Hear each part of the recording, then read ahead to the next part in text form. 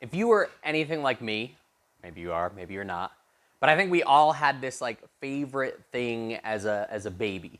My brother had a blanket that he just couldn't go anywhere without. He couldn't sleep without it, and it followed him all the way until he was like 4 or 5, until it finally got destroyed. Sad story. But I think we all had something special. For Arya, it's a pacifier that she constantly needs to have with her at all times. For me, it was this little cute teddy bear that I had ever since day one of being on this earth. I was given this little teddy bear with inside it was a rattle, and as I got a little older, I called him Hunter. But I could not sleep. Well, period, I couldn't sleep as I get older because of fear. But at the time, I could not sleep without my teddy bear. And there were times where, just like any toy, you lose it. And what do you do when you lose something that close? Well, for me, I just couldn't sleep. We would search frantically through the house trying to find where this teddy bear was, where I put it. Now, there are many different reasons why I lost it. I mean, I could have just misplaced it. I could have been playing with it somewhere where I shouldn't have, maybe in the kitchen or whatever, and left it in the kitchen. Maybe I was playing a game and I tossed it and then just forgot about it. The point is, it was lost. And without it, I felt lost myself.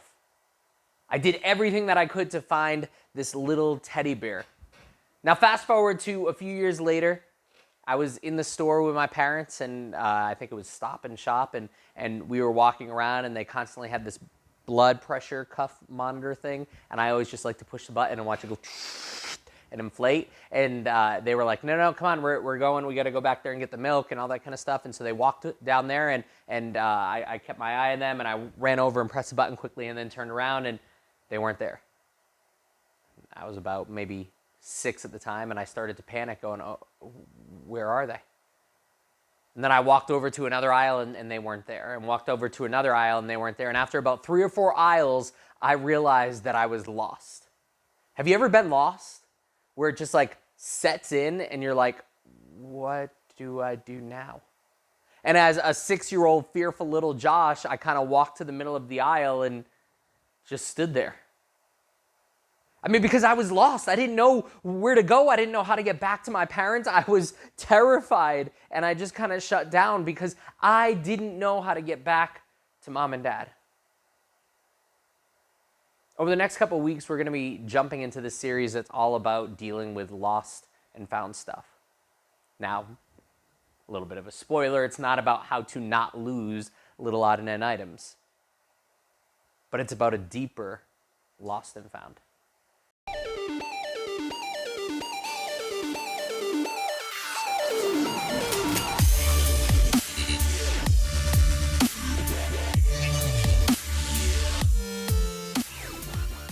See, as we talk about this whole idea of losing stuff and then how we find it again, the truth is there's a deeper level than a lost teddy bear or a lost little kid in the store.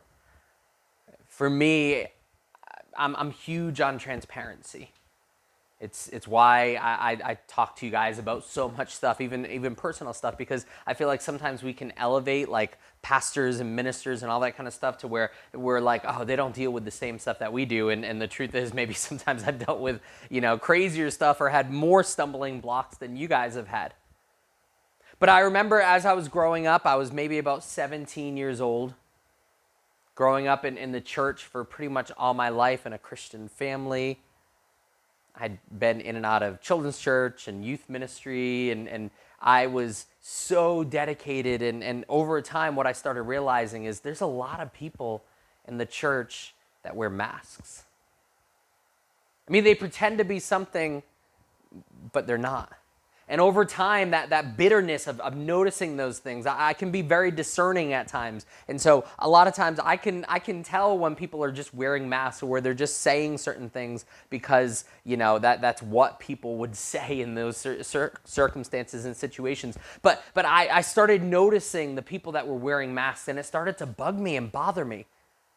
I saw the people that would raise their hand in service, and I knew how they were outside of the church. I saw people that were being lifted up and promoted and shown as these are the Christians to be like, the ones that would stand up and give announcements and talk about their testimony and everything like that. And deep inside, I knew that they weren't walking that path that they talked about. Now, there's a couple ways that you can go with this, but sadly for me, instead of praying for them or being like, okay, that's not, no. Instead, I grew bitter inside. I grew upset at seeing the hypocrisy of certain people, seeing the people that were lifted up be worse than some of the other people. There were times that I saw people lifted up and bolstered as these great Christian heroes of our church or other churches, and yet they were doing worse things than most of the people in the world that didn't believe in God were doing. And then I remember it all kind of came to a head when I had this friend, this mentor that I looked up to, someone that kind of took me under their wing, and they were in my life. It's like if everyone else falls, there's this person, and I want my walk to be like this person. And I so looked up to this person and their walk with God and their closeness with God and how deep and desperate they were for God and their relationship and all that kind of stuff. And then it came out that, well, this person was throwing parties. They were getting students drunk and high, providing drugs and alcohol for them. That was like my tipping point. Because here is this person that I looked up to as my Christian influencer. And they turned out to be another hypocrite. See, what happened inside after that is I realized, well, maybe this Christianity thing isn't all that it's supposed to be. Maybe everyone that goes around a church and raises their hand and talks about the Bible and all that kind of stuff, maybe we all are these closet awful people.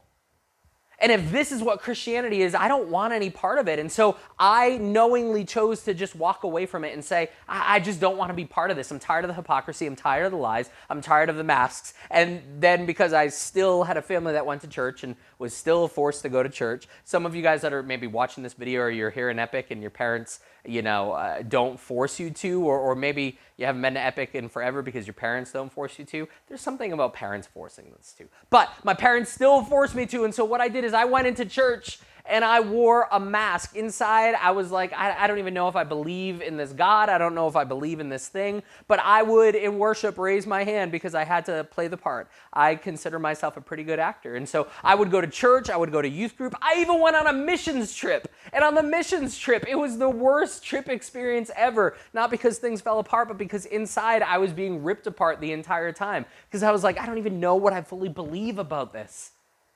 All of us are wearing masks. This is such hypocrisy. But I played the part. But here's something that I fully believe for each and every person as we choose to walk away from God, or even those that say that he doesn't exist, or all that kind of stuff. See, we can play that good game and we can wear the mask, but then there were those points in my life where everything kind of shuts down and you're laying in your bed at night or you're doing whatever and your mind finally starts to shut off all the things that are blocking it. And you feel like you're so close to something, but you're missing out. It's kind of like, have you ever done like one of those raffles where they read off the raffle ticket? And they start reading the numbers and it's matching up with your numbers. And they're like 7, yes. 9, yes. 4, yes. 5, yes. And you're like 2 numbers away and they're like 6. And you're like, oh my goodness, I won $25,000. And you're like, just call 7, just call 7. And they're like 8. And you're like, oh, I was so close. That feeling, that anticipation in that moment that you're so close and yet so far off. And I would lay in my bed and inside, deep inside, I would feel this emptiness and I would feel like I am so close to something and I don't know what it is, but I don't know how to get back there. Have you ever felt like maybe with your friendships or your relationships, you kind of dug a hole too deep that you can't get out again? And in those moments when I was by myself, there was this quiet longing. This feeling of, I pushed God so far away. If he exists, I don't even know how to get back to him. I want to jump into the Bible. And in there, we're going to read from Luke chapter 15. And it says this. Tax collectors and other notorious sinners often came to listen to Jesus teach. This made the Pharisees and the teachers of the religious law complain that he was associating with such sinful people. He was even eating with them. Oh my goodness, that is so scandalous. How dare this Jesus eat with the unreputable people. They are so low. Why would you eat with them? Remember, these are like the modern day pastors, the religious people, the ones that know the Bible inside and out. And they're like, how dare he would eat with those people who struggle with common things, not like we do. No. But they're awful. They're sinners. How could he hang out with them? And so Jesus, knowing all this, told them this story. If a man has 100 sheep and one of them gets lost, what will he do? Won't he leave the 99 others in the wilderness and go to search for the one that is lost until he finds it? Jesus is listening to their prim and proper, I'm better than you religiosity. And he's like, hey guys, I got a story for you. Now here's the thing. Sheep, kind of stupid. And this scenario and this thing, I mean, the idea of sheep getting lost is pretty common, especially if you have an idea. A lot of times we think of like the desert area and like barren, flat, but this was like a wilderness. There were rocks, there were hills, there were mountains, there were huge boulders, there were trees, there were bushes. There was everywhere that this sheep could hide. And maybe the sheep wandered off. Maybe they were eating from this bush, and he's like, I want this bush over here. And he walked over there, and then next thing you know, a couple of lefts, rights, and he's like, I don't know where I am. Maybe he just wasn't paying attention. I had a lovely student one time. We were in Universal Studios. They had like in Orlando, they did this special thing where they had Christian concerts over a course of a weekend. And the best part was, as leaders, we got to cut the line. So it was awesome. At this point, we brought like 30, 35 students down to Orlando. We rented a couple of hotel rooms. We were renting from a really, really nice place. And we'd gone to the pool, and they had like an arcade. And I was like, okay, guys, circle up, 5 minutes. We're going to go get some pizza. And so the caravan of vehicles, 35 people, were about to leave. And everyone was getting ready. And there was a dad, and he had 4 students with him. And so I was like, hey, I'm going to go over there. And he's like, oh, we're just going to go from here to the car. And I was like, okay. And he was like, so we're going to hang out here a little bit. And I was like, okay, you have student 1, 2, 3, and 4. Now, be especially careful about student 4 because he's a new kid. Like, this was his first time out ever to youth ministry. Dad's like, don't worry, I got it. And so we load up the vehicles. I radio to all the cars. I'm like, okay, you got all your students? You got all your students? You got all your students? Yes. Every car is full of their students. And we start to drive away. And if you've learned anything about me, my mind is constantly going. And almost immediately, I pulled over. I have to double, triple check things so many times. There are so many times I lock up this building, get in my car, start it, start to drive away, and then come back over to check the building. Just something inside's like, did you check it? Did you lock it? And so in this instance, I'm like, I know they said they had all their kids, but I feel like they don't. And so we were a little ways down the road from this hotel, and I went to each and every vehicle, and I was like, you got your kids? How many kids inside? Okay, you got your kids. And I got to this dad's vehicle, and I was like, you got your kids? And he goes, yep. And then I was like, okay, how many kids you got inside? He goes, 3. And I was like, okay. And I started to walk away, and I was like, wait, can you recheck that again? Yep, 3. I left you with 4 students. You did? Yes, I did. Yes, and at this point, I'm panicking and I'm counting in the car, and I'm like, okay, it's the new kid. The new kid isn't here. We have lost the new kid. And so we quickly hopped in the car, drove back to the hotel. I got through the main lobby, and I'm like, oh my goodness, where is this kid? I can't find him. Oh, I'm like freaking out. We got to talk to the parents. We got to let the parents know. This is it. I'm fired, all that kind of stuff. And I walk in, and I hear... And I turn the corner, and the manager stands up, and she goes, oh, is this your leader? And out comes student number 4. And he looks at me, and he's like, yes. I was like, hey, buddy. Hey, we're ready to go for pizza. Are you ready to go for pizza? Of course, I told the parents. And the funniest thing, I called the parents after he'd calmed down, after everything was good. And I told the parents, I was like, okay, so listen, I know it's his first time. Please don't hate me for this. It was another parent's fault. But I was like, we left him at the hotel for a couple minutes. We got a little ways down the road, and then we realized. And the mom was hysterical because the mom's like, oh, it's not a trip unless we lose him. And I was like, huh? And she goes, oh, yeah, he wanders off all the time.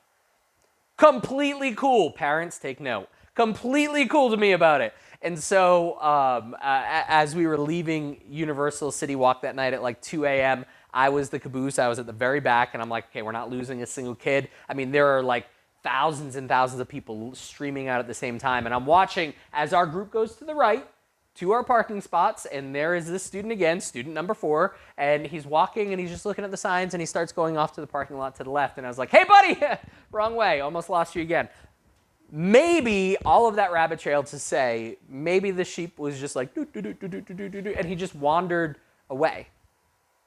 Maybe he got confused out there, and he took a turn here, he took a turn here, there was a tree here, I don't remember that tree here, circle back around, well, where am I? And suddenly he's like, oh my goodness, Josh in the grocery store, I'm lost. But this shepherd has so many sheep. I mean, he has 99 other sheep. Some of us are like, dude, leave it. Now, we say that we wouldn't, but honestly, sometimes when we lose stuff or whatever, we're like, if it's not super important, we're like, whatever. But it says that this guy, he left the rest of his sheep because he had to go find this one other sheep that was missing. He had to find it. I almost believe that this guy knew each and every sheep's name. He knew what one was missing. And we get this picture that he walked around the corner and he's like, there you are, buddy. But the truth is, this sheep was lost in the wilderness. He had to trek and climb and push through brush and thickets. He had to go over streams and rivers, and yet at no point does he give up until he finally finds that sheep. And when he finds the sheep, I'm sure he's cut up and he's bleeding and he's beaten from walking into tree branches or the thorns or stumbling on the water and bumping his toe or whatever. This guy is probably beat up a little bit. Have you ever taken some of that anger out on someone, even though you went out of your way for them? You get a little ticked at them because you're like, this is what I went through for you. And he doesn't flip out on the sheep and be like, you stupid idiot, I can't believe this. Stop, go back. Says that he picks up the sheep and carries it back. The sheep mattered. The sheep mattered to him. In fact, when he gets back, he throws this huge celebration. He had 99 other sheep, and yet he throws it for this one that he found again, saying it was lost, and now it's found. So what does that have to do with our lives? What does that have to do with Josh's story? Isaiah 53:6 says this, all of us, like sheep, have strayed away. We have left God's path to follow our own, and yet the Lord laid on him the sins of us all. See, we are the sheep in the story. And what's interesting here is for me, in my story, in my pushing away of God, those moments I would lay awake at night. I remember there was a point where I finally hit a breaking point. It was a bad week or whatever, and I had done this stuff for months, if not a year or two. And I sat in the car, and this God that I didn't even know if he fully existed, I started yelling at him, flipping out on him. How could you? Seriously, why is this stuff happening? Why are there so many fakers, and why does this stuff happen in my life? Why was I born this way? I mean, I had every excuse and every reason to be mad at God, from family stuff to money issues to skin disorders to everything. And I was flipping out on God. And then there was this quietness. See, all of those times where I was quiet in my bed, he was there reminding me that he still loved me and cared about me. That was that emptiness that I was feeling. And as I'm flipping out in this car, I just remember feeling deep inside God say, Josh, just because others live this bad example of me, it doesn't mean that that's how you have to be. It doesn't mean that that's what this is. I am sorry that there are people that do this. Believe me, I don't like it either. But there are other people that are different, and you can be different. I am better than that, and you can be better than that. And suddenly, as I'm yelling at God, I realize something. This God that I'm not even sure fully exists, I am having a full-on conversation with. And as I'm having this conversation, I'm realizing that emptiness, it's not there. See, what's interesting here is just like with the sheep, I was the one that pushed God away. I was the one that walked away. And yet it was God that found me. It was God that kept on showing up to me, kept on putting these thoughts, these emotions, giving me these words, reminding me who he was. This is the reason why I care so much about being transparent for you guys. Because the truth is, I've lived the life that I've seen so many people pretend to be something that they're not. I never want you guys to feel that way about me or feel that way about Christianity. I want you to see what it's really like to battle it out. That's why I'm honest with you about my failings and my fallings. That's why I'm honest with you about the times that I struggle or I have to cry out to God about certain things. Because the truth is, this is what real Christianity looks like. See, maybe for you, as we're talking about, this is the first time that you have ever heard or experienced that there is a God that actually loves you and that cares about you. Maybe you're like the sheep in this student number 4, where you just get distracted.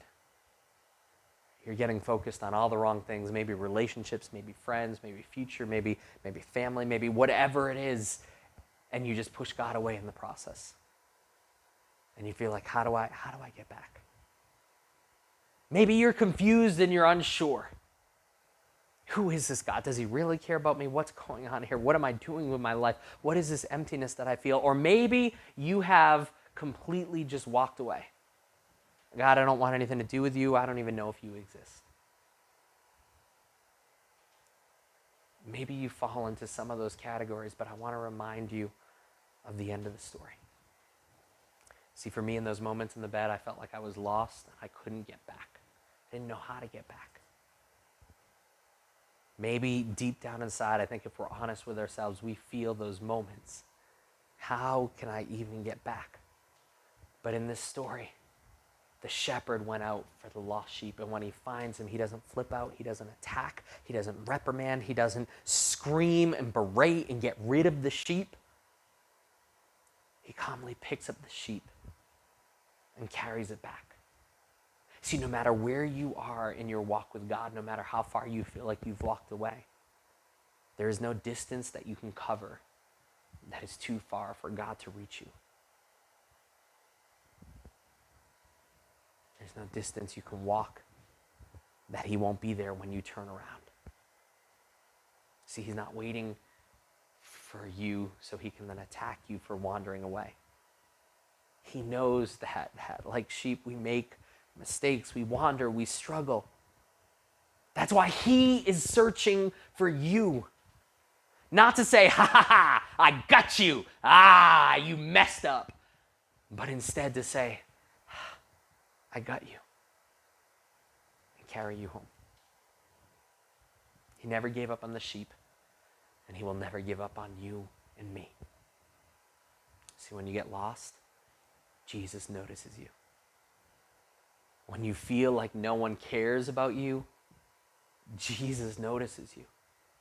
When you feel like you are abandoned and lost and forgotten, Jesus notices you. Would you guys pray with me? Father God, I pray that you be with each and every student within the sound of my voice and that you would help them.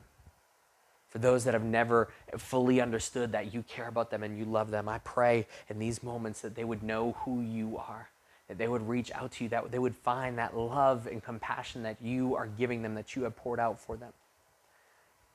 And for those that were like me, that maybe they walked away, they wandered away, they got lost or confused, or maybe they totally pushed you away. I pray that you remind them that no matter how far, those moments of emptiness, those moments of longing, those moments of being so close and yet so far, you want to fill that. You want that restoration of that relationship. You are searching for them. But it's up to us to turn around. And so I pray for those students that are struggling with that you would help them to turn around and cry out to you again.